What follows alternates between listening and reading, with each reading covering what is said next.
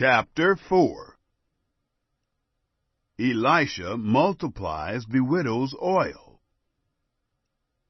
Now there cried a certain woman of the wives of the sons of the prophets to Elisha, saying, Your servant, my husband, is dead. You know that your servant feared Yahweh. Now the creditor has come to take for himself my 2 children to be slaves. Elisha said to her, What shall I do for you? Tell me, what do you have in the house? She said, Your handmaid has nothing in the house except a pot of oil. Then he said, Go, borrow containers from of all your neighbors, even empty containers. Don't borrow just a few. You shall go in and shut the door on you and on your sons, and pour out into all those containers, and you shall set aside that which is full. So she went from him, and shut the door on her and on her sons. They brought the containers to her, and she poured out. It happened, when the containers were full, that she said to her son, Bring me another container. He said to her, There isn't another container. The oil stopped flowing. Then she came and told the man of God. He said, Go, sell the oil, and pay your debt, and you and your sons live on the rest. The Shunammite woman. It fell on a day that Elisha passed to Shunem, where there was a prominent woman, and she persuaded him to eat bread.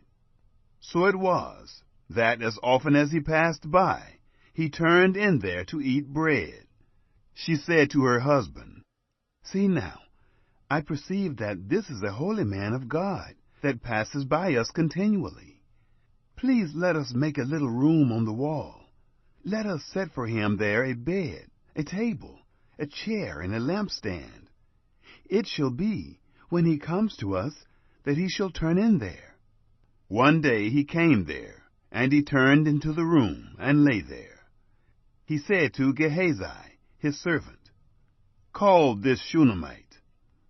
When he had called her, she stood before him. He said to him, Say now to her, Behold, you have cared for us with all this care.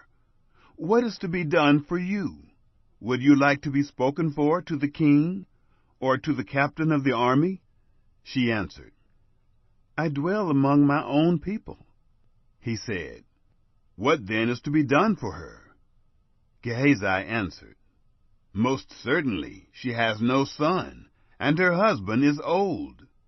He said, Call her. When he had called her, she stood in the door. He said, At this season, when the time comes round, you will embrace a son. She said, No, my lord, you man of God, do not lie to your handmaid. The woman conceived, and bore a son at that season, when the time came around, as Elisha had said to her. Elisha raises the Shunammite's son. When the child was grown, it happened one day that he went out to his father, to the reapers. He said to his father, My head, my head. He said to his servant, Carry him to his mother. When he had taken him and brought him to his mother, he sat on her knees until noon, and then died. She went up and laid him on the bed of the man of God, and shut the door on him, and went out. She called to her husband, and said, Please, send me one of the servants, and one of the donkeys, that I may run to the man of God, and come again. He said, Why would you want to go to him today? It is neither new moon nor Sabbath. She said, It's all right. Then she saddled a donkey, and said to her servant, Drive and go forward. Don't slow down for me, unless I ask you to. So she went, and came to the man of God to Mount Carmel. It happened, when the man of God saw her afar off, that he said to Gehazi, his servant, "Behold, there is the Shunammite. Please run now to meet her, and ask her, 'Is it well with you? Is it well with your husband? Is it well with the child?' She answered, 'It is well.' When she came to the man of God to the hill, she caught hold of his feet. Gehazi came near to thrust her away, but the man of God said, 'Leave her alone, for her soul is troubled within her, and Yahweh has hidden it from me, and has not told me.' Then she said, 'Did I desire a son of my Lord? Didn't I say, do not deceive me?' Then he said to Gehazi, 'Tuck your cloak into your belt, take my staff in your hand, and go your way. If you meet any man, don't greet him, and if anyone greets you, don't answer him again. Then lay my staff on the face of the child.' The mother of the child said, 'As Yahweh lives, and as your soul lives, I will not leave you.' He arose and followed her. Gehazi passed on before them, and laid the staff on the face of the child. But there was neither voice nor hearing. Therefore he returned to meet him, and told him, saying, 'The child has not awakened.' When Elisha had come into the house, behold, the child was dead, and laid on his bed. He went in, therefore, and shut the door on them both, and prayed to Yahweh. He went up and lay on the child, and put his mouth on his mouth, and his eyes on his eyes, and his hands on his hands. He stretched himself on him, and the flesh of the child grew warm. Then he returned, and walked in the house once, back and forth, and went up, and stretched himself on him. Then the child sneezed 7 times, and the child opened his eyes. He called Gehazi, and said, 'Call this Shunammite.' So he called her. When she had come in to him, he said, 'Take up your son.' Then she went in and fell at his feet, and bowed herself to the ground. And she took up her son, and went out. Elisha purifies the poisonous stew. Elisha came again to Gilgal.